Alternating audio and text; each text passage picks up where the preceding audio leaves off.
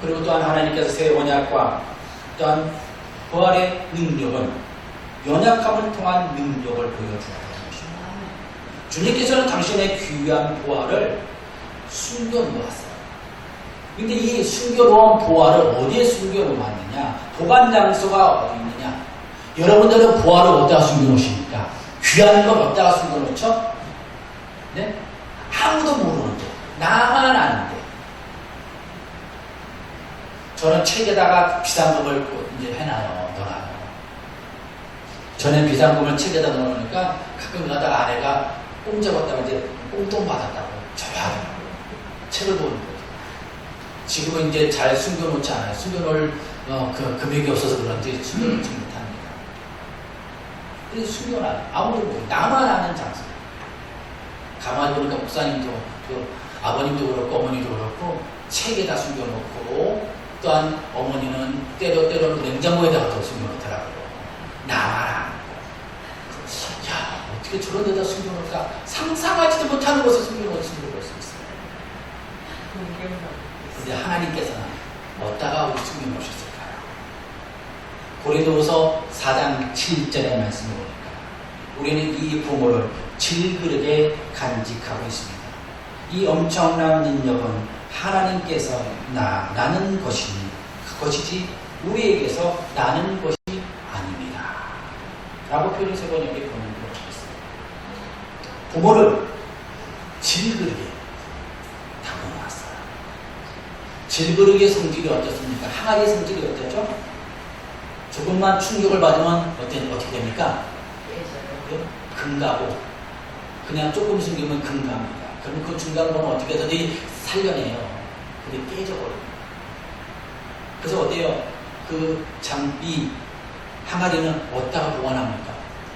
움직이지 않는 공간에 움직이지 않는 것을 주로 담아놓으십니다. 그래서 장독대에다가 장을 담아놓고 솜을 담아놓고 김치를 담아놓고 합니다. 왜 거기는 움직이지 않습니다. 거기서 그냥 내가 가서 퍼오는 것 뿐이에요. 근데 이 귀한 보물을 어디다 숨겨놓았느냐? 질그릇에다 감춰놨어요. 우리 같으면 금은보화를 금고에다가 보관했을 텐데 주님께서는 약한 질그릇에 숨겨놨어요. 약한 질그릇이 누구입니까? 바로 저와 여러분들이었어요. 깨지기 쉬운 저와 여러분들에게 10년 안에 그 보물, 새로운 보물, 새로운 언약, 부활의 십자가의 능력, 그것을 담아놓았어요. 그 이 질그릇이 어때요? 필요한 곳곳마다 가라! 라고 파송합니다. 질그릇을 보내요. 가다 보니까 어떻게 됩니까? 가다 보니까 질그릇이 막 움직이잖아요. 그죠? 자동차가 움직이고 비행기가 움직이고 환경에 바람이 움직입니다. 분송되다 보니까 어떻게 됩니까? 때로는 사람이 깨지기도 해요. 넘어지기도 하고 금가기도 합니다. 충격을 받는다 깨져요. 넘어진다는 것입니다. 넘어지니까 어때요?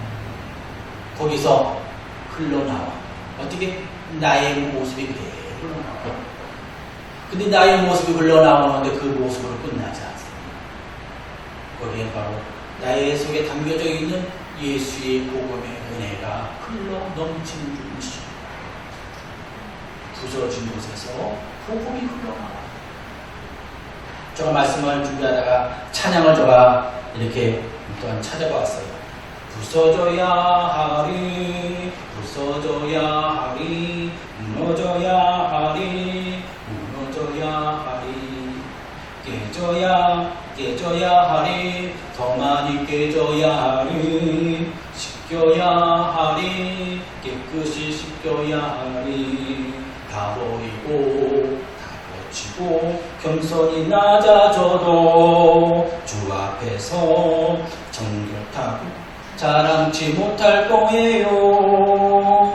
부서져야 하리, 무너져야 하리, 깨져야 하리, 깨끗이 씻겨야 하리. 우리가 부서지고 무너지고 깨질 거예요. 그 주변이 깨끗이 씻겨진다는 것입니다. 여러분 부서지고 깨질 때 여러분의 심령이 어떻습니까?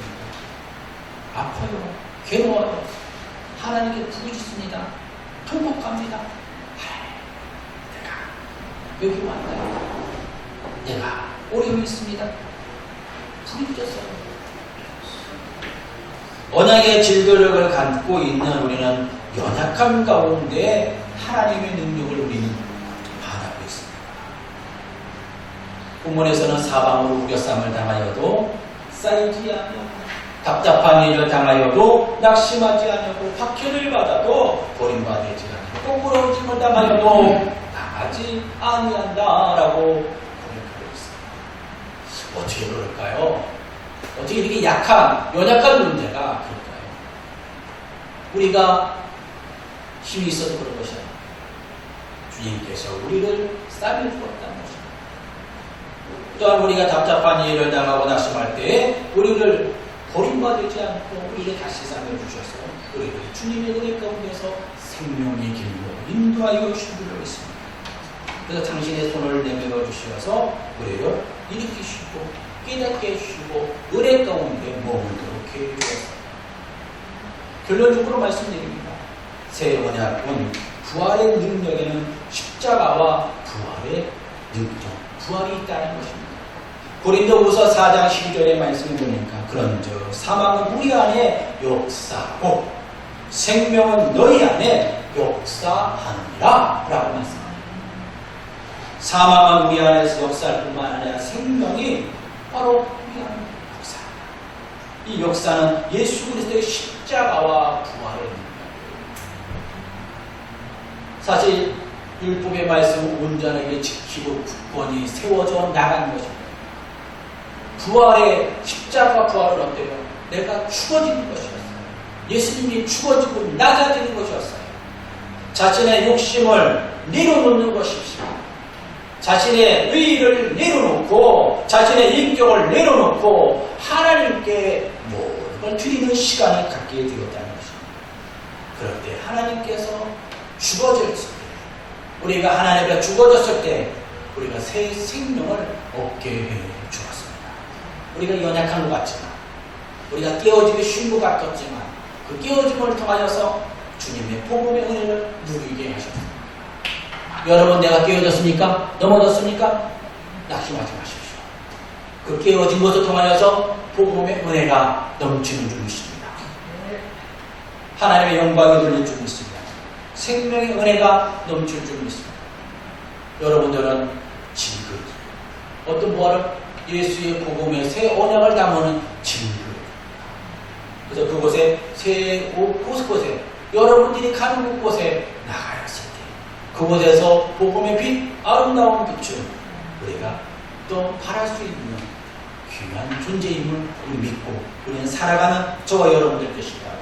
이것이 바로 복음의 능력, 은혜입니다. 그래서 하나님의 보호하심을 우리가 받고 승리할 수 있는 저와 여러분, 우리 믿음의 승부에 되시길 주님의 이름으로 간절히 축원합니다. 우리 기도드립니다.